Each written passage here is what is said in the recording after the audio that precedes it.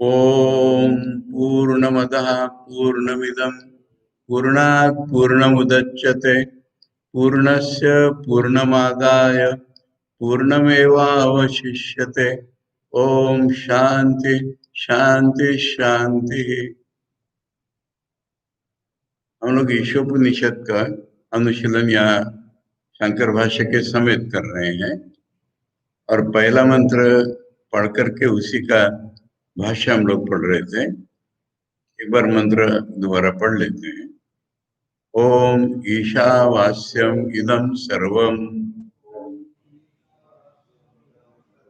यत्किंच जगत्यां जगत् तेन त्यक्तेन भुञ्जीथा मा गृधा कस्यचित् धनम्। ओम निर्गुण सगुण परमात्मा का निकटतम अविशिष्ट नाम। ईशा माने ईट के द्वारा, ईट माने जो शासन करता है वो ईट, उसके द्वारा वास्य माने ढक लेना चाहिए। इदम सर्वम माने हमारे अनुभव की दुनिया या दुनिया का हमारा अनुभव सब पूरा। यद किंच जो भी जहाँ कुछ है, जगत्याम जगत इस चली जाने वाली दुनिया में चला जाने वाला जो कुछ है वो सब हमारे अनुभव में ईश्वर से ढक लेना चाहिए। इससे जो त्याग वृत्ति मन में उत्पन्न हुई हमारी, उस त्याग के द्वारा अपना संरक्षण करना चाहिए। पूंजी था, लोभ नहीं करना चाहिए। धन है किसका, या किसी के भी धन का लोभ नहीं करना चाहिए। ये हम लोगों ने देखा, लोभ एक उपलक्षण है, कोई भी हमारे में अभाव न रहे। इसका शंकर भाष्य हम लोग पढ़ रहे थे। इसमें उन्होंने कहा कि रूलर रूलर कौन है? परमेश्वर। यानी दुनिया में एक दूसरे पर शासन करने वाले लोग दिखाई पड़ते हैं, किंतु इन सबका जो अंतिम शासक है वो, एक उदाहरण दो छोटा सा समझने के लिए। कोई गवर्नर है, अपने राज्य का तो मालिक है, वो एक ऑर्डर टाइप करके उसके पास आया है, लिख रहा है कि governor is pleased to appoint so and so for this post. किंतु वो साइन करने के पहले ऊपर से एक ऑर्डर है, the president is pleased to dismiss the governor.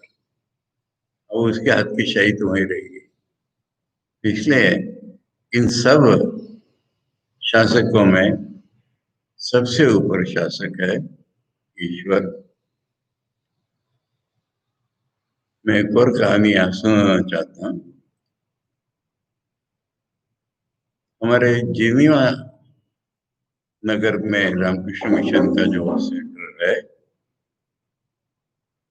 वो 30 साल वहां पर जिन्होंने काम किया, बालन महाराज, जहां तक मुझे नाम उनका संन्यास नाम याद है, नित्य बुद्धानंद होगा। मैं तो मुंबई में था कि 30 साल वहां काम करने के बाद बहुत बूढ़े हो गए थे, पक्को बूढ़े बिल्कुल, तो रिटायर हो गए हैं और वापिस बेलूर मठ के लिए आ रहे हैं। तो पहले मुंबई में आके पहुंचे, और मुंबई में हमारे महंत थे उन दिनों में, विजय महाराज हिरणमयानंद जी। तो हिरणमयानंद जी ने उनसे पूछा कि महाराज आपका क्या प्लान है? उनका प्लान और क्या है, मैं तो बेलूर मठ जा ही रहा हूँ ना, उसके बाद जैसे ठाकुर की इच्छा होगी। तो हिरणमय जी ने कहा कि महाराज ठाकुर की इच्छा तो हम लोग कहते हैं, हम तो अपनी इच्छा से चलते हैं ना। तो उन्होंने, उनके आंखों में आंसू आ गए बूढ़े के, और बोले, भाया अगर मैंने एक चीज रियलाइज की है, किसी पेड़ का कोई पत्ता तक नहीं हिलता ठाकुर की इच्छा के बिना। तो ये जो सर्वातीत सर्वगत परमेश्वर, इसके शासन के बिना और कोई एक्स्ट्रा कॉस्मिक गॉड नहीं कहीं बैठा रहता है जो वहां से हिलाए दुनिया को। तो इसलिए परमेश्वर ही परमात्मा सर्वस्व। हमारे शरीर मनोबुद्धि की तुलना में रियल आत्मा जो हमारा परमात्मा सबका वही है। वही सबको, सभी प्राणियों को शासन करता है, उनका आत्मा होकर के। प्रत्येक आत्मा दया, इनरमोस्ट रियलिटी के रूप में ही वो सबका शासन करता है। उसको बाहर डंडा दिखा के शासन करने की जरूरत नहीं पड़ती। उसी रूप में, उसके स्वरूप में, अपनी आत्मा द्वारा, अर्थात ईश्वर द्वारा, ईश्वर ही हमारे आत्मा है, उसके द्वारा वास्य माने ढक लेना चाहिए। क्या ढकना चाहिए? ये सब कुछ हम लोगों ने कल बड़े विस्तार से इसको देखा था। ये किसको कहते हैं? अनुभव की जो त्रिपुटी है, उन तीनों को मिलकर के ये कहेंगे हम। मैं दुनिया को देख रहा हूँ, मैं किसी को सुन रहा हूँ, मैं खेल रहा हूँ, इन सब का जो मेरा अनुभव है वही इदम है। जो भी दुनिया में, चली जाने वाली दुनिया में, आचार्य करे पृथ्वी, हम पृथ्वी उपलक्षण में कहूंगा, पूरी दुनिया ही ब्रह्मांड में पृथ्वी हम जगत, चले जाने वाली चीज है, वो सर्वम स्वेन आत्मना ईशेन, हमारी आत्मा ही जो ईश्वर स्वरूप है, प्रत्येक आत्मा दया, वही इनरमोस्ट रियलिटी है हमारी। आम एवं इदम सर्वमिति, वो अगर सब कुछ है तो वही तो मैं हूं ना, इसलिए मैं ही सब कुछ हूं। परमार्थ सत्य रूपेण, अल्टीमेट रियलिटी के रूप में, अनृतम इदम सर्वम, जो हमको दिख रहा है वो सत्य नहीं है, हमारा देखना सत्य नहीं है। देखने में जो चीज आ रही है, हम, दुनिया और देखना है, सारा ही मिथ्या है। और कैसा है वो? चर या अचर, चलने वाला या न चलने वाला। यहाँ एक बात बता दो कि जड़ चेतन विभाग छांदो सांख्य में होता है, वेदांत में नहीं होता। वेदांत में जड़ नाम की चीज ही नहीं मिलती। ईश्वर जो है परम सत्य, सच्चित आनंद, वही नाम रूपों में अभिव्यक्त होता है। और इसलिए हमें जब वो दिखाई नहीं पड़ता चैतन्य, हमें केवल नाम और रूप दिखाई पड़ते हैं, उनको हम जड़ कहते हैं। परंतु वस्तुतः जड़ नाम की कोई पदार्थ नहीं है। परंतु जो दिखती है चीजें, उनमें फर्क अगर हमें करना है, तो चलने वाली और न चलने वाली। चलने वाली माने हम सारे लोग, न चलने वाले माने पेड़ भी और पत्थर भी। न चलने वाले पहाड़ भी, नदियां चलने वाली, पहाड़ नहीं चलने वाले। ये अपेक्षिक रूप में हम इतना फर्क कर पाते हैं। तो ये सब कुछ आच्छादनीय ढक लेना चाहिए अपने ही परम आत्मा से। अपने ही जो हमारी असलियत है, वास्तविक असलियत है, उससे कैसे ढक लेना चाहिए? आचार्य समझा रहे हैं। मैंने कोई जबरदस्ती ऊपर से लादना नहीं है। ये सबको भगवान देखो सब में, ऐसा कोई हमको कोई जबरदस्ती नहीं कर रहा है। यथा उदाहरण, चंदन अगरू आदि अगर पानी में पड़े रहे, तो पानी के संबंध से उनमें एक जो दुर्गंध उत्पन्न होती है, उनके अपने स्वरूप में नहीं है, वो ऐसी उपाधि रूप में आ गई है। किंतु जब उसको हम घिसते हैं, चंदन को, अगरू को, तब वो बदबू ढक ली जाती है, कवर कर ली जाती है। उसका अपने आप का स्वरूप का जो सुगंध है, उसके द्वारा। उसी प्रकार आत्मा में जो अध्यस्त है, अध्यस्त हमने नहीं कि आत्मा में अध्यस्त है। क्या अध्यस्त है? सब्जेक्ट और ऑब्जेक्ट दोनों आत्मा में अध्यस्त है। पहले तो आचार्य सब्जेक्ट के ही नाम ले रहे हैं। कर्तृत्व भोक्तृत्व आदि लक्षण स्वाभाविक हम, यानी पूरी दुनिया में अपने आप ही हर एक में देखने को मिलता है, ये ब्रह्म को छोड़ करके, कि मैं करता हूं और मैं भोगता हूं। ये मूल सुपर इम्पोजिशन है। आदि आदि इसमें फिर मेरे अनुभव के कई प्रकार हो गए, कर्म के कई प्रकार हो गए, जगत, चली जाने वाली जगत, वही तत्व। यानी एक विषय विषय विभाग रूप जो द्वैत है, द्वैत विशिष्टाद्वैत अद्वैत ये मत के रूप में द्वैत यहाँ नहीं कह रहे। इस मतों का यहाँ पर कोई मीनिंग नहीं है। द्वैत सुनते ही ऐसे द्वैत मत की बात नहीं आ रही है। द्वैत माने विषय विषय विभाग, सब्जेक्ट ऑब्जेक्ट डिवीजन, ये ही हमको दिख रहा है जो नहीं है। अगर ये मिट जाए, जैसे आलू भी मैं और आलू खाने वाला भी मैं, ऐसा अनुभव हो जाए, और आगे बताओ स्त्री भी मैं पुरुष भी मैं, ऐसा अनुभव हो जाए, तो फिर सारे हमारे डिफेक्ट ही नहीं रहे कोई दुनिया में। भोग की इच्छा ही नहीं रहे। जब मैं ही ऑब्जेक्ट हूँ, मैं ही सब्जेक्ट हूँ, मुझे भोगना क्या है। तो इसलिए द्वैत रूप जगत जो है ये कर्तृत्व भोक्तृत्व आदि इसीलिए लिखा है। कर्तृत्व भोक्तृत्व और जिसके ऊपर एक्शन होती है वो चीज जगत्या मैंने आचार्य पृथ्वी हम बोल करके कह रहे कि उपलक्षणार्थम है ये सर्वमेव, जो भी जहाँ कुछ है क्या, नाम रूप कर्माख्यम। यहाँ पर हम लोग कल रुके थे, यहाँ पर आए थे। दुनिया में हमारे अनुभव में क्या है? ब्रह्म हमारे अनुभव में नहीं आ रहा है, तो क्या अनुभव में आ रहा है? उदाहरण के रूप में ले लीजिए कि मिट्टी का घड़ा है, और उसको पॉलिश किया है, पेंट किया है, हमको मिट्टी भी नहीं पता चल रही है, घड़ा है। माने घड़ा एक नाम है, और मिट्टी का एक आकार हो गया है, पर इतना ही नहीं हुआ है। जैसे ही विशिष्ट आकार हुआ है घड़ा, उसका काम है अपना पानी भर के रखना। मिट्टी से ही पहले घर बनते थे, तो घर भी मिट्टी का एक नाम हो गया, एक रूप हो गया, उसका काम है आदमी उसमें रहेंगे। इसलिए जहाँ नाम और रूप हुए, उसका कर्म अलग अलग हो गया। आदमी अलग प्रकार का काम करता है, जानवर अलग प्रकार काम करता है, चींटी अलग प्रकार के काम करती है, घर अलग प्रकार का काम करता है, घड़ा अलग प्रकार का काम करता है। तो नाम और रूप जहाँ हुए वह अलग अलग प्रकार के काम भी आ गए हमारी मिथ्या दुनिया में, हमारे अनुभव की दुनिया में। मिट्टी सत्य अपेक्षिक रूप में, उदाहरण के रूप में, ये इम्पोर्टेंट चीज यहाँ पर आचार्य ने बताई कि जो द्वैत रूप कह रहे हैं इसमें तीन रूप हो गए, नाम रूप और उसके साथ काम। अब नाम तो कोई सत्य चीज ही नहीं, आवाज है खाली। और रूप तो सदा बदलता है, चला जाता है, रहता नहीं कोई भी रूप। उसका कर्म भी उसके साथ खत्म हो जाएगा। अगर घड़ा फूट गया, फिर से मिट्टी बन गया, तो वो पानी नहीं भरेगा। घर टूट गया, मिट्टी बन गया, तो उसमें लोग नहीं रहेंगे।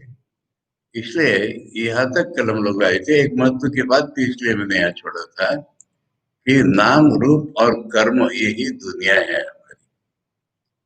मैं भी एक नाम हूँ, मेरा भी एक रूप है, मेरा कोई कर्म है। तो ये एक साथ तीनों ही मिथ्या रूप में ही हो रहे हैं, ब्रह्म में नहीं है। ब्रह्म सर्वव्यापी होने के नाते उसमें किसी प्रकार की हलचल की संभावना नहीं है। इधर उधर जाएगा कहाँ जब वही सब जगह है। और जो वो सबसे अतीत है, तो उसमें कोई चीज भी कैसे हो सकती है। परंतु ये जो ईश्वर है, जो जगत का शासक है, वो अंदर बाहर भरा हुआ है जगत में, और उससे परे भी है। तो उसमें नाम रूप और कर्म ये अध्यारोपित है, हमको दिख रहे हैं पर नहीं है। अब क्या होता है, इसका नाम दूसरा क्या है, विकार जातम। जातम माने सारे के सारे, एज ए स्पीसीज, विकार जितने हैं वो सारे, ये विकार जातम कहते हैं। प्राणी जात शब्द है ना हमारे यहाँ, जात नहीं होती है। प्राणी जात माने सारे प्राणी, प्राणियों की ही जात। तो इसलिए ये विकार जातम, विकार माने बदलने वाली चीज। ब्रह्म की जगह हमको जो दिख रही है वो चीज,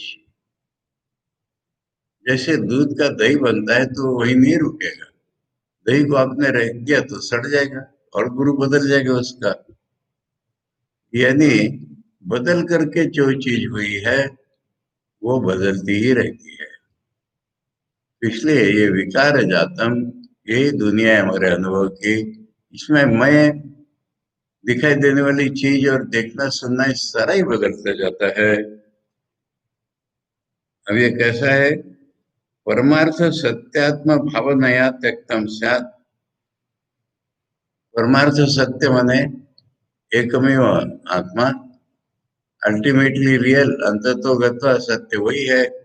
उसकी भावना से, देखिए इंपॉर्टेंट शब्द, मैं कह रहा था शंकर भाष्य में गीता में कहीं भावना नहीं मिलती, यहाँ भावना मिलती। भावना माने हमको जब तक ज्ञान नहीं होता तब तक हम ज्ञान की जो उपासना करते हैं वही भावना हो। जैसे ठाकुर ने कहा हमसे कि शिव ज्ञान से जीव सेवा, हमने बिना लिए मिशन में शिव भाव से जीव सेवा, क्योंकि आज ज्ञान नहीं है हमारे पास। हम मन में वो इनपुट कर रहे हैं। मन में ज्ञान जब हम इनपुट करते हैं, डालते हैं ऊपर से, तो वो भावना हो जाती है। यहाँ पर देखो, आचार्य ने बुद्धि तर्क की बात नहीं की। जब परमार्थ सत्य तो ये नहीं है, परमार्थ सत्य तो मेरी असलियत ही है, परमार्थ सत्य तो परमेश्वर ही है, उसकी जगह मुझे ये दिख रहा है। ऐसी जब भावना हमारी हो जाती है तब क्या हो जाता है, तक से। तब हमसे वो छूट गया ना। हम कोई भोग करने जा रहे और जब हमें देखा वही तो मैं हूं, तो वो क्या करेंगे। जब देख गया कि ये तो आत्मा ही है, भीतर बाहर ही की, तो वो क्या करेंगे। क्या करेंगे, त्याग करेंगे। और क्या करेंगे, यानी अभी ज्ञान नहीं हुआ है, ज्ञान की सीढ़ी चढ़ रहे हैं। तो ज्ञान के पहला ही प्रभाव ये हुआ कि हम क्या, हमारे हाथ से त्याग हो गया, भोग की इच्छा नहीं रही। यही पहला ज्ञान का लक्षण होता है। ये प्रसंग बृहदारण्यक उपनिषद के याज्ञवल्क्य कौल संवाद में से लिया गया है। ईशोपनिषद को लोग कहते हैं बृहदारण्य की ही संक्षिप्त आवृत्ति है, आचार्य ने खुद कहा है। ईशोपनिषद शुक्ल यजुर्वेद के संहिता भाग में है और बृहदारण्य जो शुक्ल यजुर्वेद के आरण्यक भाग में। तो यहाँ पर जो है वो कह रहे हैं क्या, एवं ईश्वरात्म भावना या युक्त, फिर भावना दोबारा, ईश्वर ही मेरी आत्मा है, इस भावना से जो जुड़ गया है, जिसके मन में ये भावना उत्पन्न हो गई है। अब मैं भावना की थोड़ी सी चर्चा दोबारा कर सकता हूँ। मुझे, मैंने आप लोगों को एक प्रसंग बताया था, याद कीजिए। कई सालों पहले हमारे पूज्य स्वामी प्रभानंद जी जब इंस्टीट्यूट ऑफ कल्चर के मुखिया थे, उन्होंने मुझे लेक्चर के लिए बुलाया था और सभा के अध्यक्ष बनाए थे एक न्याय के प्रोफेसर। न्याय शास्त्र तो जानते हैं सुखा होता है। अब मैंने व्याख्यान दिया, उसके बाद उन्होंने अपने प्रेसिडेंशियल रिमार्क में बोला, the lecturer was emotional at times. और फिर कहने लगे, emotion however good it may be can never replace solid reason.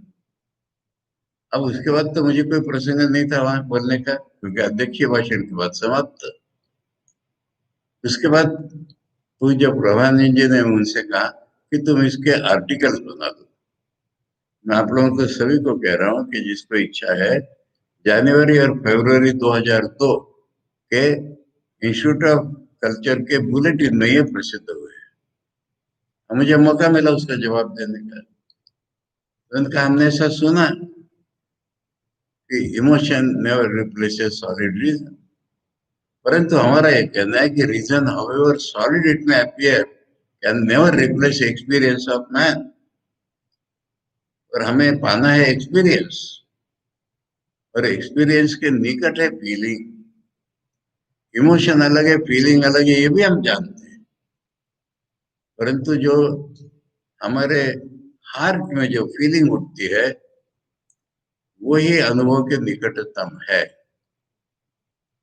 ये मैं आपको बता रहा हूं, मेरे गुरु जी से मैंने यही सीख पाई है, उन्होंने महापुरुष महाराज से यही सीख पाई है। इसलिए ये अनुभव की वस्तु है। और फीलिंग जो है अनुभव के निकटतम है। ये मैंने वो उस लेख में जवाब दिया था। और स्वामी जी को कोट किया मैंने वहां पर। स्वामी जी कह रहे ज्ञान और भाव ये दो चीजें समांतर रेखा में चल रही थी। जब ये मिल गई तब वेद उपनिषद मिले हमको, ऐसा समझ में था। इसलिए यहाँ आचार्य कह रहे हैं, मैंने कई बार कहा है कि आचार्य के भाष्य में, गीता भाष्य में देखा मैंने, भावना शब्द नहीं मिल रहा। यहाँ 2 बार हमको भावना शब्द मिला। भावना माने, अब मैं फर्क बता दूं थोड़ा। आजकल इस कलयुग में बोलो, मैं आजकल के युग में ये इमोशन शब्द का बहुत ज्यादा बोलबाला हो गया है। मेरे गुरु जी कहते थे कि इमोशन इज बायोलॉजिकल, ये तो बाहर की चीज है। और फीलिंग के बारे में वो कहते थे कि that feeling is genuine which proceeds from the absolute tranquil heart. उसके साथ साथ वो बोल देते थे कि that thinking is genuine which proceeds from absolute tranquil heart. That will is genuine which proceeds from absolute tranquil heart.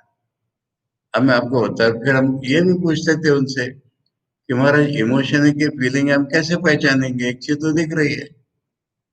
उनका पहले तुम इमोशन ही मान लो, सब कुछ तुम्हारे मन में जो उठ रहा है उसको इमोशन ही मान लो, और उसको फिलोसॉफिक रीजनिंग और प्रैक्टिकल रीजनिंग के द्वारा टेम्पर करने की कोशिश। अगर वो इमोशन ही होगी तो खत्म हो जाएगी, तुम फिक्र मत करो। और अगर फीलिंग उसमें मिक्स होगी या फीलिंग होगी, वो कभी निकाल ही नहीं सकोगे तुम। इसलिए फिलोसॉफिकल रीजनिंग में सारी चीज नहीं समझ रहा हूँ। फिलोसॉफिकल रीजनिंग और प्रैक्टिकल रीजनिंग के द्वारा इमोशन को टेम्पर करते जाओ, जो बचेगा ना वही फीलिंग है। तो यहाँ पर आचार्य इसको कह रहे हैं, ज्ञान के निकटतम वस्तु है ना, इसलिए भावना कह रहे हैं। जब ऐसी भावना हो जाती है हमारे मन की, उस भावना को पोषण करते करते, यानी इमेजिन नहीं करना है हमको ज्ञान, ज्ञान तो असल है आज जो हमारे पास उपलब्ध नहीं, इसलिए हम भावना कर रहे हैं। भावना करते करते मन जब पूरा शुद्ध हो जाता है तो ज्ञान के रूप में प्रकट हो जाती है। इसलिए पहला जो इफेक्ट होता है ज्ञान का, जब वो भावना के रूप में हमारे पास आ गया, एवं ईश्वरात्मा भावनाया, ईश्वरी मेरी आत्मा है, मेरी असलियत है, ये जब भावना हो गई, भावनाया युक्त, जब मेरा मन इस भावना से जुड़ गया, तब पुत्रादि ऐषणात्रय संन्यासे एव अधिकारो न कर्मसु। पुत्रादि ऐषणात्रय यानी हमें 3 प्रकार की ऐषणा, इच्छा, वासना, कामना रहती है। ये 3 प्रकार में जो शास्त्र में वर्णन आता है, उसमें से एक शब्द बदल के भी आता है।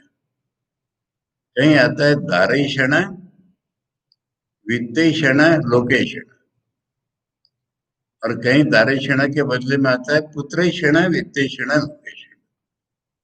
दार माने पत्नी, पति के लिए। अगर पत्नी के लिए हो तो पति मीनिंग हो जाएगा उसका। तो पहली इच्छा जो मनुष्य की होती है, वासना, मूलभूत वासना, वो है कि मुझे पैर चाहिए, मुझे पत्नी चाहिए, या पत्नी को पति चाहिए। क्योंकि मनुष्य अपने को अपूर्ण कल्पना करता है। मनुष्य अपने को कभी पूरा कल्पना ही नहीं कर पाता। ये गृहस्थ और सन्यासी में फर्क है। सन्यासी अपने को पूर्ण नहीं कर रहा है, और वो सोचता है मैं शून्य हूं, या तो पूर्ण हूं या तो शून्य हूं, और शून्य हूं तो भगवान पूर्ण है। भगवान के सहारे से मेरा पूर्णत्व बनेगा।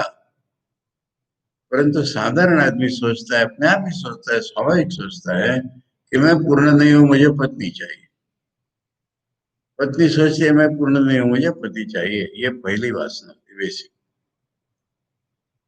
अब इसके बाद क्या है, मुझे भोग करना है एक तो, और मुझे अच्छे कर्म करके स्वर्ग में भी बाद में भोगना है। ये भी वासना रहती है मनुष्य के मन में। आज अगर स्वर्ग की वासना हमारे मन में न हो, तो हम दिन रात ही सोचते रहे थोड़े पैसे कमाएंगे कैसे भी करके अमेरिका चले जाए। यही हमारे लिए स्वर्ग की वासना है। परंतु इसके लिए पैसे चाहिए। और अब अमेरिका जाना है तो ठीक है, थोड़े और पैसे चाहिए, परंतु स्वर्ग में जाना है तो उसके लिए अलौकिक वित्त कहते हैं इसे। माने हमको उस यज्ञ का ज्ञान चाहिए, ब्रह्म का ज्ञान नहीं। उस यज्ञ का ज्ञान चाहिए, उन कर्मों का ज्ञान चाहिए जिसको हमको स्वर्ग मिलता है। उन कर्मों के ज्ञान को दैव वित्त कहते हैं। यानी इस पृथ्वी पर वो काम नहीं दे रहा हमारे, परलोक में काम देगा, इसलिए उसका नाम दैव वित्त। तो ये वित्त दो प्रकार का हो गया। अब इस वित्तीय क्षण को अलग क्यों निकाला? मुख्य तो भोगे क्षण है। क्योंकि इस दुनिया में देखा गया है, अब जाति के हिसाब से नहीं मैं कह रहा हूँ, कुछ लोग इससे नाराज भी हो गए। पत्र भी लिखा है रामकृष्ण मिशन को इस बारे में। मारवाड़ी ये शब्द प्रचलित हो गया है। मारवाड़ी ऐसे प्रसिद्ध हैं, मैं कहता हूँ मारवाड़ी शब्द छोड़ दो, पर उदाहरण के लिए मन में सामने आते हैं। मारवाड़ी क्यों, कोई भी देख लो दुनिया के पैसे वाले आदमी, अब ये क्या करते, पैसे से भोग करते हैं क्या? इतने पैसे भोग सकते हैं क्या? पर पैसे की लालच उड़ जाती। मारवाड़ी की बात कर रहा था, जमीन गाड़ करके घर के अंदर पैसे गाड़ के रखते हैं, और नोटें गाड़ के रखी किसी ने, और 20-30 साल बाद निकालेगी तो धूली मिली वहां पर खाली। वैसे ये जो साध्य साधनेशन, यानी साध्य है भोग, उसका साधन है पैसे। अभी तो मेरे चैट में किसी ने लिखा है कि पैसे तो वर्चुअल मनी है, मालूम है ना आपको कि नहीं मालूम?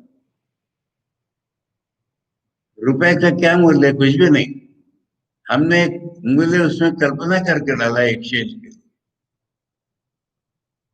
आगे बढ़ रहे हैं, पुराने जमाने में पैसा था ही नहीं, जिसको हम बार्टर कहते हैं, ट्रेड था। मेरे खेत में खेती की उपज हुई है, तुम्हारे में कपड़ा है, कितना कपड़ा लोगे, कितना धान दे। अब इसको एक कृत्रिम रूप में कुछ बनाने के लिए पैसा बना। अब नोट तो एक कागज होता है जब है। तो ये पैसे की ऐषणा अलग हो जाती है। तीन ऐषणा जो बताई, तीन बता के बाद में दो भी बताइए उदाहरण के लिए। अब ये धारेषणा, पुत्रेषणा, ये दोनों मुझे इस लोक में सुख के लिए चाहिए होते हैं।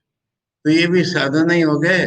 साधन तो सुख है मेरा, परंतु उसके लिए इस लोक के भोग के लिए पैसे की भी जरूरत है, और परलोक में जाना है तो दैव वित्त की जरूरत है।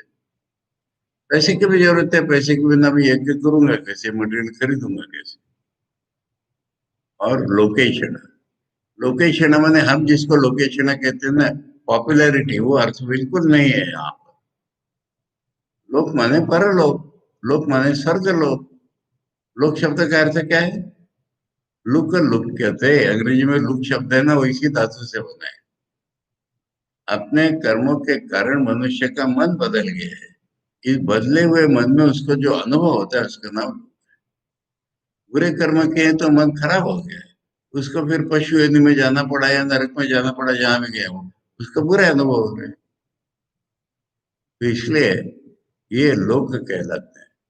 तो लोकेशण का अर्थ है मैं अच्छे लोगों में जाऊं। सारे लोगों का ये रहता है मरते समय अच्छा हो जाए कुछ, सदगति पहुंच को सदगति नाम। सदगति माने मोक्ष नहीं, सदगति माने मैं हूं इससे उच्च योनि में मेरा जन्म, इसके लिए आदमी तरसते हैं। अब जो परलोक नहीं भी मानते हैं तो इसी जीवन में बोलो ना कि हम अच्छा सुख पाइए, चाहिए मुझे, यही स्वर्ग है। स्वर्ग माने सुवर्ग, अच्छा स्थान। बचपन में स्कूल में एक कविता सुनी थी, दूर स्थित स्वर्गों की छाया से विश्व गया है बहलाया, हम क्यों उन पर विश्वास करें जब देख नहीं कोई आया, हम तो इस पृथ्वी तल पर ही सुख स्वर्ग बसाने हम आए, पूरा प्यास बुझाने हम आए। ये जो उर की प्यास है ना, अच्छा जीवन जीऊं, यही तो स्वर्ग की वासना है। जब ज्ञान हो जाता है हमको, ज्ञान की भावना हो जाती है हमको, तो हमें लगता है अरे ये क्या, पत्नी लेके मैं क्या करूंगा, पत्नी को लगता है पति लेके मैं क्या करूंगी, बेटा होकर के मेरा क्या होने वाला है, मेरा क्या होने वाला है, बेटा तो हो गया, पैसे से मैं क्या करूं। पैसे के बारे में और काम वासना के भोग के बारे में स्वामी विवेकानंद ने अमेरिका में जाके ललकार करके आए दोनों बार कि आप लोगों ने दुनिया के सामने एक चैलेंज रखा है कि कोई आदमी कितना अधिक से अधिक पैसा कमा सकता है। भारत ने श्री राम कृष्ण के रूप में आपको जवाब दिया है कि बिना पैसे के आदमी कैसे आनंद से जी सकता है, और आपने चैलेंज रखा है कि सेठ के बिना आदमी नहीं जीता, और श्री राम कृष्ण ने चैलेंज इसका जवाब दिया है कि सेठ के बिना आदमी कितने आनंद से जी सकता है। तो इसलिए ये पुत्रेषणा दारेषणा बोल लीजिए, वित्तेषणा बोल लीजिए, और लोकेषणा बोल लीजिए, ये ज्ञान के प्रादुर्भाव से भावना के रूप में जब ज्ञान हमारे पास आया तो पहला उसका एक्शन होता है ये करिए। अगर आपको किसी के ज्ञान को परखना है या अपने ज्ञान को परखना है, लोग पूछते हैं कई बार हमें ज्ञान हो रहा है या हमारी उन्नति हो रही है, कैसे पहचाने। पहली पहचान है कि तुम्हारे में वासना है कि बताओ, पत्नी की पति की वासना रह गई है क्या, पैसे की वासना रह गई है क्या, और अच्छा इससे बेटर जीवन जीव इसकी वासना रह गई है क्या। तो आचार्य कह रहे हैं कि पहला तो ये हो गया, जब ईश्वर आत्मा भावना हो गई तब पुत्रादि ऐषणा त्रय संन्यास एवं अधिकारो न कर्मसु। अधिकार की चर्चा मैंने कई बार की है आपसे। अधिकार मैंने जो हम कर सकते हैं और जो हमको आध्यात्मिक उन्नति कराएगा, ये दोनों आइडिया मिलकर के अधिकार बनता है। अब इनका अधिकार किसमें, वासना के त्याग में। ये वासना का त्याग ही इनको आगे बढ़ाएगा, वासना का त्याग ये कर सकते हैं और ये उनको आगे बढ़ाएगा। न कर्मसु, कर्म माने विषय विषय विभाग में इंडल जो होना। मैं एक विषयी, विषय मेरे सामने कुछ भी, बाहर से सन्यासी भी हो तो क्या हो गया, मैं कुछ करूं, मैं विषय लेकर के कुछ करूं, यही तो अज्ञान का ही प्रतीक है। अब उससे उसको क्या मिलने वाला है, रियल सन्यासी को कुछ दुनिया की चीज लेकर के वो खेल करे या कुछ करे, उससे क्या मिलने वाला है उसको। अगर ज्ञान की भावना उसमें आ गई है तो ये विषयों को लेकर के क्या करेगा वो। इसलिए कर्म में अधिकार नहीं है कहने का ये अर्थ हुआ। आगे जाकर के तो हम देखेंगे कर्म उससे बनता ही नहीं है। ये जो कर्म में अधिकार नहीं है, इसको पहचानने के लिए आप श्री राम कृष्ण कथामृत का पहला पन्ना खोलिए। पहला माने इफेक्टिव पन्ना, पहला मास्टर मास्टर जब श्री राम कृष्ण देव के कमरे में गए हैं, वहां का प्रसंग आंखों के सामने लाइए।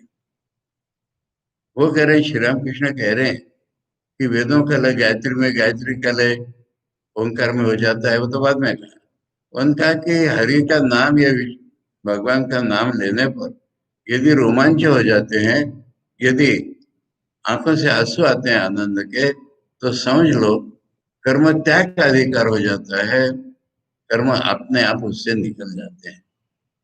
अब हर एक चीज का आपको अगर प्रत्यक्ष उदाहरण देखना है तो श्री राम कृष्ण को देखो। उनके माँ के देहांत के बाद जो सर्वसाधारण लोग अपने पितरों के लिए कर्म करते रहते हैं, वो कभी ऐसे नहीं कहते थे मैं सन्यासियों में क्यों करूं। उन्होंने कोशिश की, इतना छोटा सा कर्म, जल में गंगा में खड़े रह के हाथों में अंजलि लेकर के जल माँ को अर्पण करे, उंगलियां ही टेढ़ी हो गई, जल सब निकल गया। दो तीन बार कोशिश की। श्री राम कृष्ण की यही तो महत्ता है, जो शास्त्र में का ऐसा नहीं होता, वो नहीं होता ये भी करके दिखाया होता। यह है कर्म के अधिकार, कर्म त्याग का अधिकार हुआ गया, कर्म में अधिकार नहीं है। ये भी मैं कह रहा था बार बार कि कर्म का जिक्र जब आचार्य भाष्य में आता है, जान लीजिए कि वो अधिकतर वैदिक कर्म कांडों को ही रिफर करता है।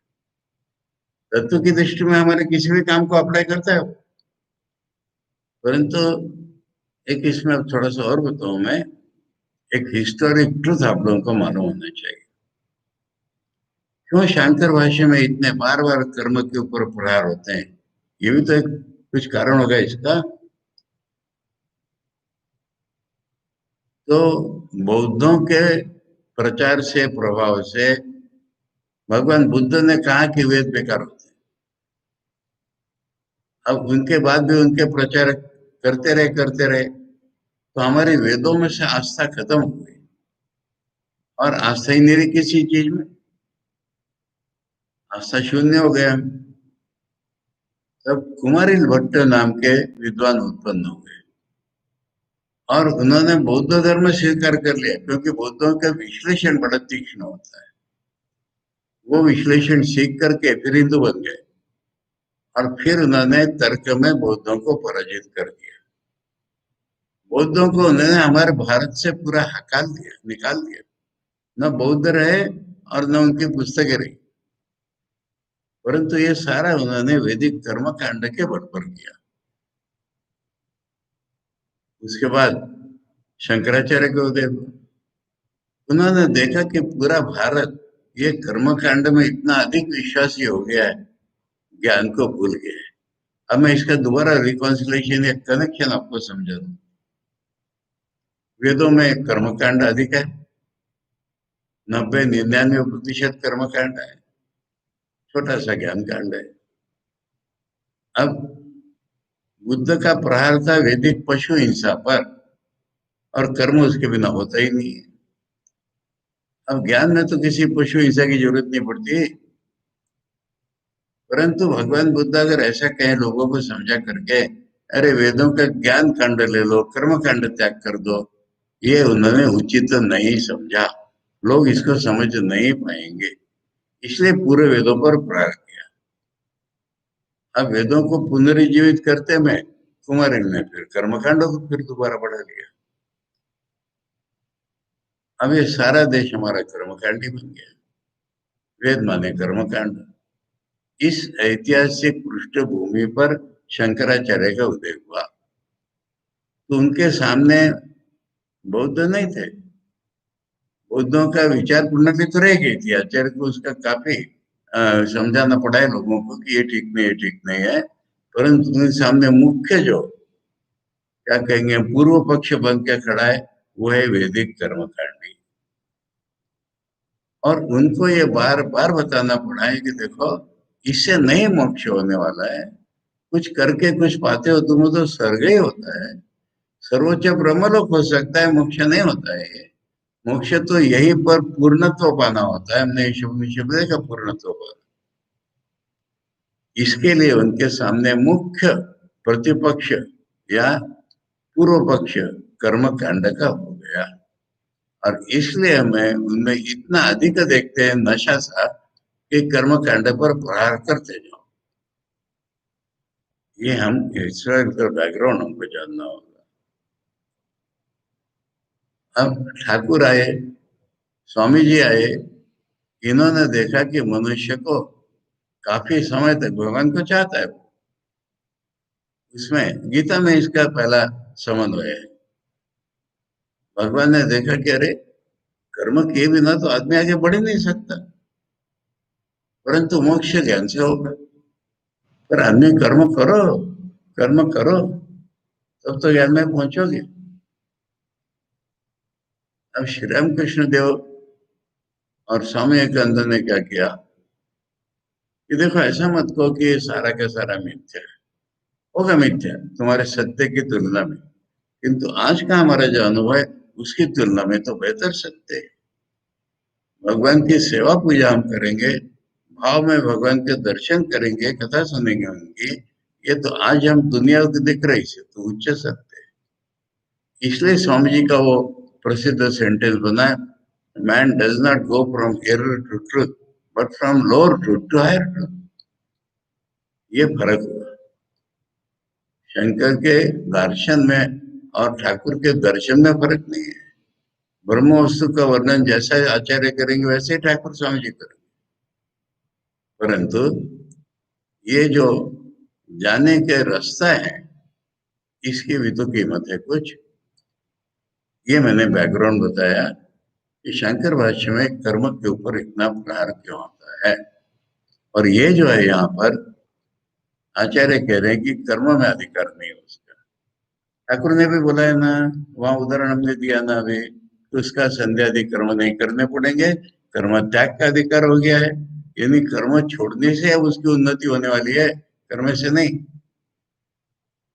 और फिर ये कहा कि कर्म अपने आप छूट जाते हैं, उसका उदाहरण अपने जीवन में उन्होंने खुद दिखाया है। तो इसका तात्पर्य रहस्य ये हुआ, ये तीनों प्रकार की ऐषणा वेदांत में क्या फॉर्मूला बन गया, अविद्या काम कर्म। जब हमारा ज्ञान गलत होता है, विषय विषय विभाग को हम सच्चे मान लेते हैं, तो उसमें से कामनाएं निकलती ही है, और कामनाएं निकलती है तो कर्म निकलता है। इसलिए ये संन्यास एवं अधिकारो न कर्मसु। इसके बाद मूल मंत्र में शब्द है तेन त्यक्ते न। तेन त्यक्ते न माने जो छोड़ दिया गया है उसके द्वारा। आचार्य कहेंगे कि तेन त्यक्ते न त्यागे नहीं किया, यानी छोड़ने की जो क्रिया है या छोड़ने का जो हमारा भाव, इसके द्वारा जो चीज छोड़ दी वो हमारा क्या करेगी। नहीं त्यक्तो मृता पुत्रो व भृत्यो व आत्म संबंधित या अभाव आत्मान पालयती। उदाहरण दिया, कोई बेटा है हमारा मर गया या छोड़ दिया हमने उसको, नहीं मानते, और नौकर है हमारा, हमने डिसमिस कर दिया या मर गया वो हमारा क्या करने वाला है। परंतु हमने जो छोड़ा, इससे हमारी रक्षा होने वाली है। सता रहा तो हमने छोड़ दिया उसको, फिर हमारी रक्षा होने वाली है। नौकर भी हमको काम नहीं कर रहा था, उसको छोड़ देंगे तो हमारी रक्षा होने वाली है। इसलिए छोड़े हुए पुत्र हम कुछ नहीं करेंगे, छोड़ा हुआ पुत्र नहीं करेगा, पर ये छोड़ना जो हमारा भाव है, ये हमको बचाएगा। अब जो छोड़ दिए हैं उनके बारे में आचार्य कह रहे, आत्म संबंधिताया अप्रभाव। आत्म संबंधिता यानी उसका मेरे से रिलेशन होना। आत्म संबंधिताया माने उसका, उस संबंधता का अभाव। मेरा उसका संबंध जब नहीं रहता है, तो फिर क्या मेरी रक्षा करेगा वो। आत्मानम पालयति, इसलिए आता मैंने तर्क देकर के बता रहे हैं कि तेन त्यक्ते न का तेन त्यागे न करो। अतः त्यागे न इति अयम एवं वेदार्थ। वेदार्थ माने इस मंत्र का अर्थ त्याग के द्वारा है, त्यागी हुई वस्तु के द्वारा नहीं है। गुंजिता पालयता, ये महत्व की चीजें मैंने बताया आपको। गुंजिता शब्द के दो अर्थ हैं, भोजन करना या भोग करना, और पालन करना। और ये पहला अर्थ यहाँ कहीं भी नहीं लग रहा है। इसलिए जो कहते हैं त्याग से भोग करो, त्याग से भोग करो, अपने मन की बात नहीं कर रहे हैं। मैं और कुछ नहीं कहना चाहता हूँ, वो अपने मन की बात नहीं कर रहे। तो आचार्य कह रहे भुंजिता माने पालय था, यानी अपनी जो आध्यात्मिकता है उसकी रक्षा तो इसी से होगी ना। हमारे जो स्वरूपभूत आत्मा है, इसी से तो प्रकट होगा ना वो। वासना में लग जाएंगे तो नहीं होगा। एवं त्यक्ते क्षणस्तम, ऐसा जब तू, जिसने वासनाएं छोड़ दी है, अब ये जो तू है ना, जो मैंने कहा कि गुरु शिष्य संवाद के रूप में देखो, वो ये, यानी गुरु शिष्य को ये बता रहा है कि ऐसा वासना जिसकी त्याग हुई, ऐसा तू माँ घृता गुरुदिम आकांक्षा माँ कार्षी। गुरुदी माने लोभ, आचार्य करे लोभ माने इच्छा ही लोभ। इच्छा है तो वो बढ़ती ही जाएगी, आकांक्षा। माँ कार्षी मत कर। अभी आकांक्षा किस विषय में, कृति में धन विषय, पैसे की, पैसा मूल्य ले लिया इन तीनों में से, पैसे की ओर आशा मत कर। कस्य से धनम, कस्य से धने कस्यचित परस्य स्वसेवा, दूसरे के पास से धन है उसकी इच्छा मत कर, तेरे पास जो धन है इसकी भी इच्छा मत कर, तुझे जरूरत ही नहीं उस धन की, क्यों उसकी इच्छा करेगा पकड़ कर रखने के लिए, दूसरे के धन की इच्छा मत कर।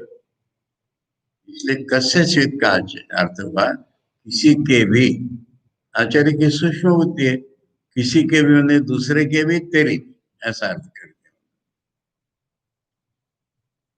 सत्सेवा धनम माँ कांक्षी रीति अर्थ, उसकी कोई इच्छा मत रख, यही अर्थ है। इसमें स्विच जो है ना, इति अनर्थ को निपाता, निपाता माने संस्कृत व्याकरण में कुछ ऐसे अक्षर आते हैं जिसका कोई अर्थ नहीं होता है, तो यहाँ कस्य माने किसी के, कस्य सिद्ध माने कुछ अर्थ नहीं है उसका।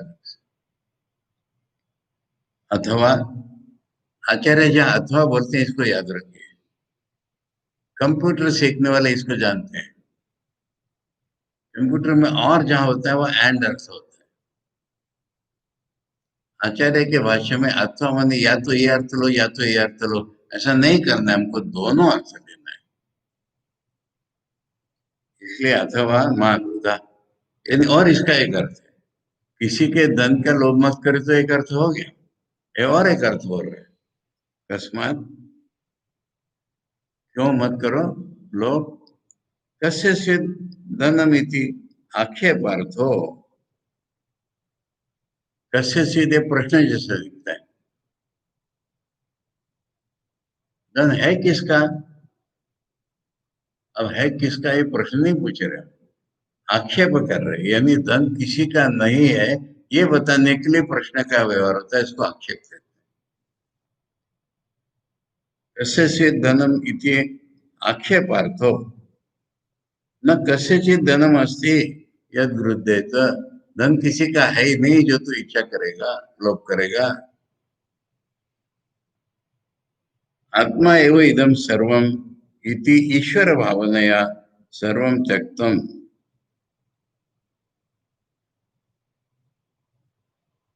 आत्मा ही सब कुछ है, ये ईश्वर भावना होगी, यानी आत्मा और ईश्वर में भेद बुद्धि तो है ही नहीं ना, मैंने बताया ना आपको, आत्मा ईश्वर ब्रह्म एक ही शब्द होते हैं, तो इसलिए आत्मा ही सब कुछ है, ये ही ईश्वर भावना हो गई। हमें अपने भाग्य से इस मंत्र में आचार्य भाष्य में तीसरी बार भावना है शब्दों में, अतः आत्मना एवं इदम सर्वम, आत्मना माने आत्मा से ही, आत्मा से ही ये दुनिया निकली है, दुनिया निकल के आत्मा के बाहर नहीं गई है, पर प्रकट हुई है आत्मा से ही। सर्वम आत्मा एवं सर्वम, देखो निकली का अर्थ प्रत्यक्ष कर रहे हैं, अगर मिट्टी से घड़ा निकला तो मिट्टी से बाहर नहीं गया ना कहीं वो, मिट्टी से घड़ा निकला तो घड़ा मिट्टी ही है ना, ये बहुत महत्व की चीज हो गई। भगवान ने दुनिया बनाई तो भगवान ने तो दुनिया है ना, इसलिए ये देखिए इसका तर्क कैसा है, आत्मना एवं इदम सर्वम, आत्मा एवं च सर्वम, आत्मा से अगर सब कुछ निकला तो आत्मा ही ये सब कुछ है।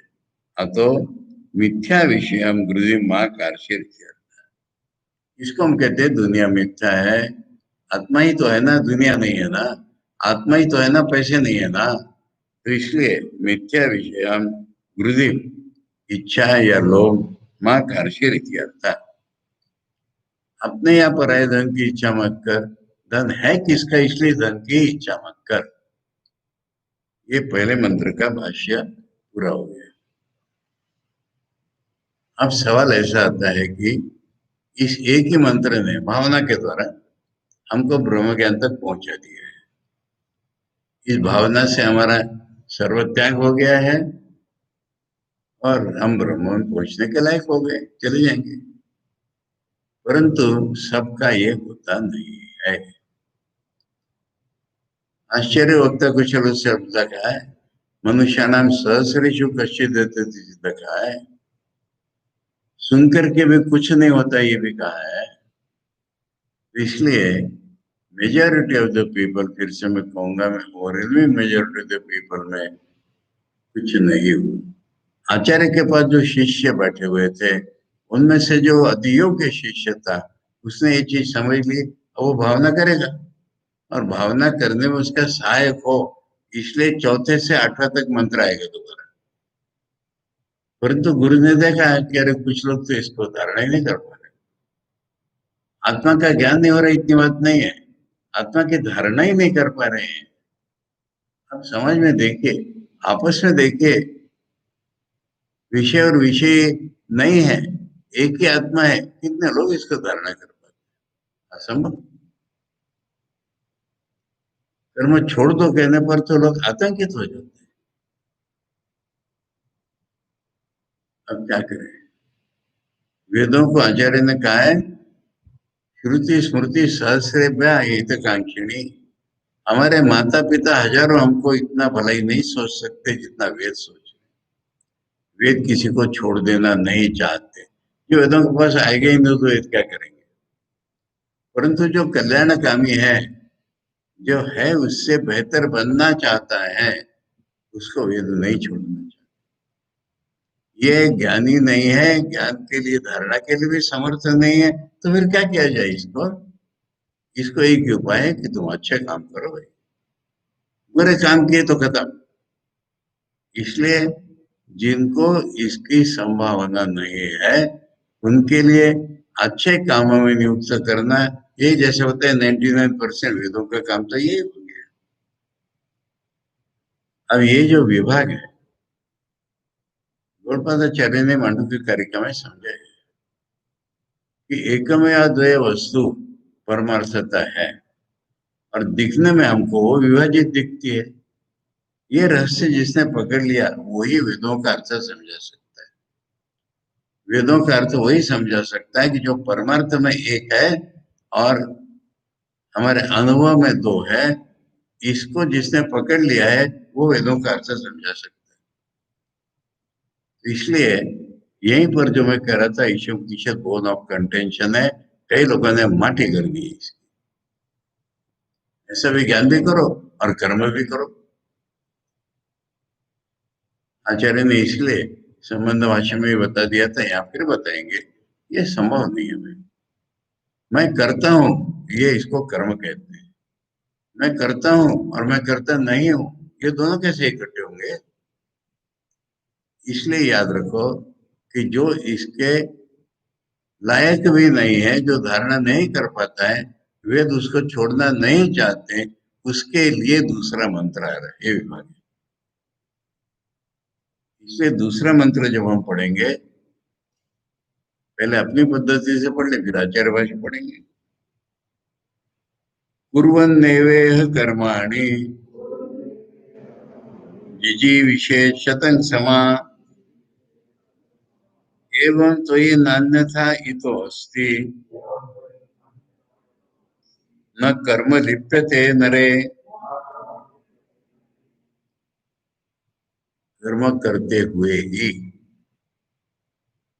100 साल जीने की इच्छा करे। 100 साल जीने की इच्छा करे माने पूरा जीवन जीने की इच्छा करे। वेदों ने आदमी को 100 साल का ही बताया है। पुराणों में जितनी भी गप्पे हो, पुराने गप्पा छोड़ दो। हाथियों की कभी कभी ज्यादा जी लेते, वो भी छोड़ दो, परंतु आदमी की परंपरा 100 साल मानी गई है। तो 100 साल जीने की इच्छा करे ऐसा नहीं है। 100 साल जीने की जो इच्छा है तेरे में, वो कर्म करते करते ही जीने की इच्छा कर। यानी इसमें क्या है, कितने साल कर्म करूं फिर मैं ज्ञान पाऊंगा, ऐसा मत बोल। ज्ञान पाएगा तो अपने आप ही कर्म छूट जाएगा। इसलिए पूरा जीवन जो है, वेदों में ऐसा वचन है कि आदमी जब मर जाता है ना कर्म वाला, उसके जो यज्ञ के होते हैं, चम्मच पात्र कोशा कुशी, उनको लेके जलाए जाए, मैंने उसके परलोक में भी कर्म करने दो।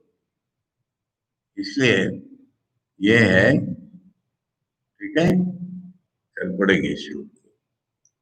ओम पूर्णमद पूर्णमिदम पूर्णात् पूर्णमुदच्यते पूर्णस्य पूर्णमादाय पूर्णमेवावशिष्यते। ओम शांति शांति शांति। हरि ओम तत्सत। श्री राम कृष्णार्पणमस्तु।